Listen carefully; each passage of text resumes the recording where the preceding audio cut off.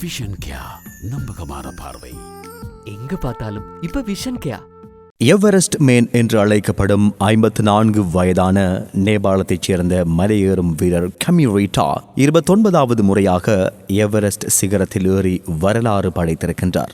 Everest சிகரமானது கடல் மட்டத்திலிருந்து 8848.86 metre உயரத்தில் காணப்படுகின்றது. இது பூமியின் மிக உயரமான மலை சிகரமாகும். இந்த நிலையில் எவரெஸ்ட் மலையடிவாரத்தில் ஷெர்பா சமூகத்தைச் சேர்ந்த கமிரீட்டா 29வது முறையாக எவரெஸ்ட் சிகரத்தில் ஏறி தனது சொந்த சாதனையை முறியடித்திருக்கின்றார். மலையேறுவோருக்கு வழிகாட்டியாக ஆரம்ப காலத்தில் இருந்து வந்த இவர் எவரெஸ்ட் சிகரத்தை முதன்முறையாக 1994ஆம் ஆண்டு தனது 24வது வயதில் ஏறியுள்ளார். கின்னஸ் சாதனை புத்தகத்தின்படி எவரெஸ்ட் மேன் என்று அழைக்கப்படும் இவர் ஒவ்வொரு ஆண்டும் எவரெஸ்ட் சிகரத்தை அடைந்து சாதனை படைத்திருக்கின்றார். காத்மாண்டுவில் இருந்து ஸ்பிரிங் சீசன் எவரெஸ்ட் பயணத்தை 28 பேர் கொண்ட குழுவுடன் மேற்கொண்ட கமிரீட்டா உலகின் மிக உயர சிகரமான எவரெஸ்ட் சிகரத்தின் 71 ஆண்டு கால மலை ஏறுதல் வரலாற்றில் அதிக தடவைகள் எவரெஸ்ட் சிகரத்தின் மீது ஏறியவர் என்ற சாதனையை படைத்திருக்கின்றார். அதேபோல இந்த எவரெஸ்ட் சிகரம் ஏறும் நடவடிக்கைகளில்